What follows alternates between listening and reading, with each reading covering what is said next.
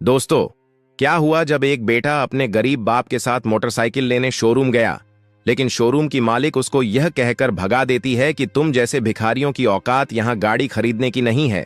इसके बाद जब लड़का अपने असली रूप में आया तो एक झटके में पूरा शोरूम ही खरीद डाला। उसके बाद कुछ ऐसा हुआ जिसकी किसी ने कल्पना भी नहीं की थी। कहानी की शुरुआत उस वक्त होती है जब राज अपने पापा को बाइक दिलाने शहर के एक बड़े शोरूम में जाता है। सालों की मजदूरी, एक एक रुपये की बचत और एक उम्मीद, सब जोड़कर आज वो शहर के सबसे बड़े बाइक शोरूम के सामने खड़े थे।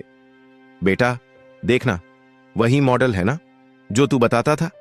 पापा ने कांपते हाथों से शोरूम की खिड़की पर लगे पोस्टर की ओर इशारा किया। राज ने मुस्कुराकर सिर हिलाया।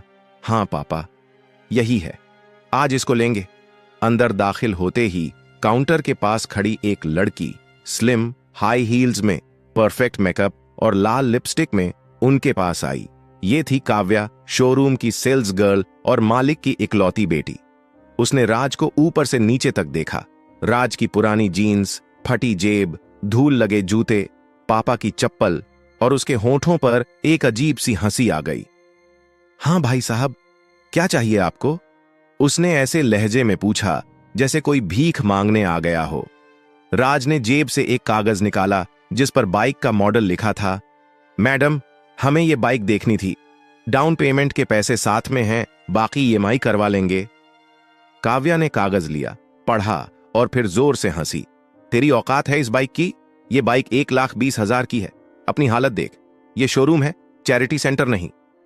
कुछ स्टाफ लड़के भी सुन रहे थे, हंसी दबा रहे थे। एक बोला, दीदी, लगता है गलती से म्युनिसिपल की झोपड़पट्टी से यहां चले आए। राज की मुट्ठी बंध गई, लेकिन चेहरा शांत रहा। पापा कुछ बोलते उससे पहले काव्या के पिता, शोरूम के मालिक, वहां आ गए। क्या हुआ काव्या? पापा, ये लोग बाइक खरीदने आए हैं, उसने व्यंग्य से कहा। शोरूम मालिक ने पापा की ओर देखा, एक पल रुके, फिर बोला, भाई साहब, आप जैसे गरीबों को सपना नहीं देखना चाहिए। देखिए, हमारे यहां हाई प्रोफाइल कस्टमर आते हैं। आप जैसे लोग हमारा टाइम वेस्ट ना करें। चलिए, बाहर का रास्ता वहीं है। राज अब भी चुप था। पापा ने शर्म से नीचे देखा। बेटा चल, हमें जरूरत नहीं। लेकिन तभी राज की आंखें उठीं, सीधी काव्या की आंखों में। मैडम, आज आपने मेरे कपड़े देखे हैं, कल मेरी औकात देखोगी। वक्त बदलता है। क्या हम गरीब इंसान नहीं हैं क्या? हमारे अंदर दिल नहीं है? आपको अपने पैसों पर इतना घमंड नहीं करना चाहिए। ऊपर वाला सब देख रहा है, उसके घर देर है अंधेर नहीं। वो जिसके चाहे एक झटके में अमीर बना दे और जिसको चाहे झटके में फकीर बना दे। शोरूम में सब शांत हो गए। राज ने पापा का हाथ पकड़ा और बाहर निकल गया, बिना पलटे। बाहर धूप थी, सड़क तप रही थी, लेकिन राज का खून उससे भी ज्यादा उबल रहा था। उसने चलते हुए पापा से कहा, बाबा, बाइक नहीं मिली, लेकिन हिम्मत मिली। अब वो वक्त दूर नहीं जब हम बाइक नहीं, ब्रांड खरीदेंगे। राज को अब जिंदगी की सबसे कड़वी सीख मिल चुकी थी। लोग कपड़ों से नहीं, औकात से पहचानते हैं, लेकिन उसकी औकात तो अब बननी बाकी थी। शोरूम से निकलने के 3 दिन बाद राज शहर से वापस अपने गांव लौट गया। गांव का छोटा सा कमरा, टूटी चारपाई और एक पुराना स्मार्टफोन, बस इतने ही हथियार थे उसके पास। लेकिन भीतर आग थी। वो अपमान जो दिल पर लिखा गया था अब हर पल चीख रहा था, कुछ कर, अब वक्त तेरा है। राज को इंटरनेट चलाने में दिलचस्पी थी। वो पहले भी छोटे मोटे ऐप्स और ब्लॉग बनाया करता था। एक दिन उसके दिमाग में एक ख्याल आया, जब मेरे जैसे लोग बाइक लेने जाते हैं तो उन्हें शक से देखा जाता है। क्यों ना कुछ ऐसा बनाया जाए जो गरीबों को भी इज्जत से बाइक खरीदवा सके। और फिर वहीं से जन्म हुआ राइडरएक्स का, एक ऐसा ऐप जो सीधे उन लोगों को फाइनेंस से जोड़ेगा जिनके पास न क्रेडिट स्कोर है, न बैंक में भारी रकम। राज ने दिन रात इस ऐप पर काम किया। उस ऐप को खुद डिजाइन किया, कोड लिखा। ऐप लॉन्च होने के बाद फिर उसने सोशल मीडिया पर एक पोस्ट डाल दी, बिना किसी बड़े पेपर वर्क के अब हर इंसान बाइक का मालिक बन सकता है। राइडरएक्स डाउनलोड कीजिए। पहले हफ्ते में 200 लोग डाउनलोड किए, फिर 1000, और फिर एक वीडियो वायरल हो गया जिसमें राज ने एक छोटे किसान को बाइक दिलवाई। लोग इमोशनल हो गए। ऐप का नाम चारों तरफ गूंजने लगा। 2 महीने में राइडरएक्स ने 1 लाख यूजर पार कर लिए। छोटे बड़े यूट्यूबर इस ऐप के बारे में बात करने लगे और फिर एक दिन एक बड़े इन्वेस्टर ने राज से कॉल पर कहा, we believe in your story, let's grow together. Raj ने हां कह दिया। अगले ही महीने कंपनी को 2 करोड़ की फंडिंग मिल गई। अब राज के पास वो सब था, ब्रांड, पैसा, टीम, लेकिन चेहरा वहीं साधारण सा रखा। उसने पब्लिक में अब भी ज्यादा दिखना पसंद नहीं किया। उधर उसी शहर में शोरूम का मालिक काव्या की शादी की बात चला रहा था। एक रिश्तेदार ने बताया, एक लड़का है, बहुत समझदार, करोड़ों का स्टार्टअप चला रहा है, नाम है राज। उसने कहा कि लड़का सच्चा है और घर भी सीधा सादा, पैसे की कोई कमी नहीं। शोरूम वाले ने सोचा, वाह, एकदम परफेक्ट लड़का है, हमारे जैसे खानदान के लायक है। काव्या ने भी उत्साह दिखाया, पापा, ऐसे लड़के के साथ तो हमारा बिजनेस भी बढ़ेगा। किसी को क्या पता था, जिस घर में वो रिश्ता लेकर जाने वाले थे वही घर कुछ साल पहले उनकी नजर में औकात से बाहर था। राज को फोन आया, हम एक रिश्ते की बात लेकर आना चाहते हैं। राज ने हां कह दिया। शोरूम वाला और काव्या जब राज के घर पहुंचे, उन्होंने सादा सा दरवाजा देखा, लेकिन अंदर सब कुछ सलीके से था। जैसे ही दरवाजा खुला, सामने खड़ा था राज। काव्या की आंखें फटी की फटी रह गईं। उसके पापा के चेहरे से मुस्कान उड़ गई। राज ने बिना भाव के कहा, आइए, बैठिए, रिश्ता लेकर आए थे ना? पूरा कमरा सन्न, और राज के चेहरे की मुस्कुराहट सिर्फ एक बात कह रही थी, अब तेरी औकात देखने की बारी है। काव्या का चेहरा सफेद पड़ चुका था। जिसे वो कभी दुत्कार कर भगा चुकी थी, आज वही लड़का उनके सामने बैठा था। लड़की के बाप की सांसें अटक गईं। सामने बैठा राज, वही चेहरा, वही आंखें, लेकिन अब आत्मविश्वास अलग था। कमरे में वो नहीं, उसका वजूद बोल रहा था। आप चाय लेंगे? राज ने पूछा, लेकिन लहजे में वो ठंडापन था जो किसी समय की तपती जली जुबान से निकला बदला जैसा था।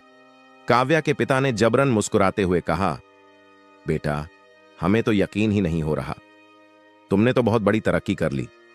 राज ने सीधा मुंह पर बोला, कपड़े वही हैं अंकल, सिर्फ नजरें बदल गई हैं ना। कमरे में खामोशी छा गई। काव्या के पास कोई शब्द नहीं थे। वही लड़की जो कभी ऊंची आवाज में हंसकर उसे भगा चुकी थी, अब नजरें झुकाकर बैठी थी।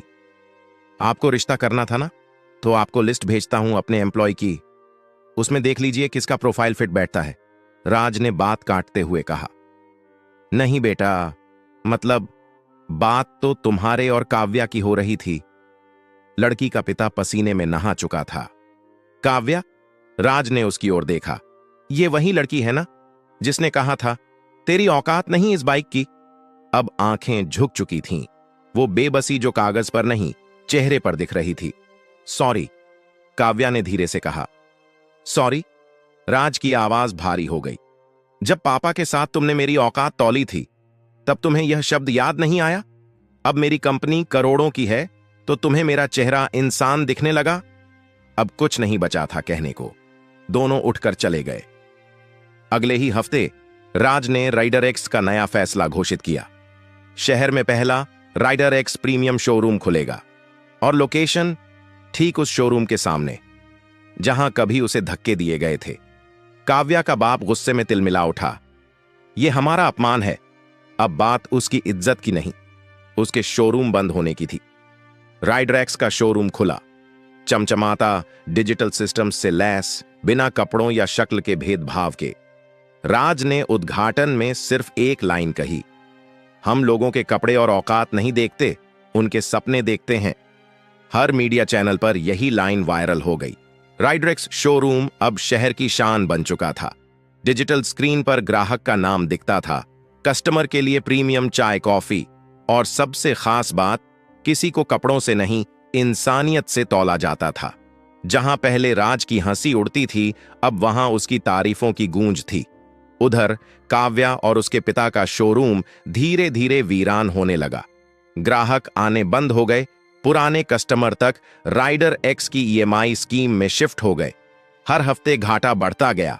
मार्केट में चर्चा थी, अब पुराना शोरूम आउटडेटेड हो गया है, राइडर एक्स ही ट्रेंड है। काव्या के पिता बौखला गए।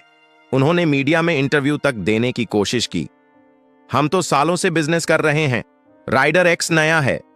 पर लोग हंसते हुए कहते, हाँ नया है पर इज्जत वाला है। एक दिन फाइनली उनके शोरूम का लोन डिफॉल्ट हो गया। बैंक ने नोटिस भेजा, 15 दिन में रिकवरी नहीं हुई तो सील कर दिया जाएगा। अब हालात बदतर हो चुके थे। उसी हफ्ते राज ने एक इवेंट रखा, राइडरेक्स फाउंडेशन डे। पूरे शहर के bike dealer, media, college students और इन्वेस्टर्स को बुलाया गया। राज ने उस इवेंट में एक छोटा सा वीडियो चलवाया जिसमें एक गरीब लड़का अपने पापा के साथ शोरूम में जाता है और अपमानित होकर बाहर निकाल दिया जाता है। वीडियो का अंत होता है, आज वो लड़का राइडर एक्स का सीईओ है और जिसने उसे निकाला था अब खुद बाजार से बाहर है। हॉल तालियों से गूंज गया। काव्या और उसके पिता पीछे खड़े वो वीडियो देख रहे थे, चेहरों पर वही बेबसी जो राज ने कभी महसूस की थी। शाम को काव्या के पिता खुद राज के ऑफिस आए। दरवाजे पर सिक्योरिटी रुकी। आपको अपॉइंटमेंट है? बोलिए, राज से बाप बेटी मिलने आए हैं। राज ने मिलने की इजाजत दे दी, शायद आखिरी बार। कुर्सी पर बैठते ही काव्या के पिता बोले, बेटा अब कुछ नहीं बचा, सब कुछ खत्म हो गया, हम हार गए। राज चुप था, सिर्फ आंखों में ठंडा सा सुकून था। काव्या बोली, हमने बहुत बुरा किया था, पर अब समझ में आया इंसान की औकात उसकी मेहनत से होती है, कपड़ों से नहीं। राज ने सिर्फ एक लाइन बोली, कभी किसी की गरीबी को मत तौलना, क्योंकि हालात बदलते देर नहीं लगती। फिर उसने एक लेटर टेबल पर रखा, यह मेरा नया बिजनेस ऑफर है।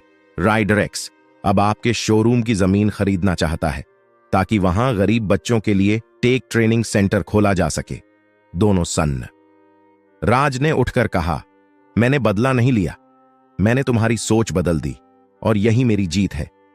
अगले महीने उस शोरूम की बिल्डिंग पर एक नया बोर्ड लग चुका था, राइडरेक्स लर्निंग हब, जहां सपने प्राप्त करते हैं। राज ने पापा को एक नई बाइक की चाबी दी और जब पापा ने पूछा, बेटा अब क्या करोगे? राज मुस्कुराया और बोला, अब किसी को कपड़े देखकर शर्मिंदा नहीं होना पड़ेगा बाबा। अब राइडरेक्स सिर्फ बाइक नहीं, इज्जत भी दिलाएगा।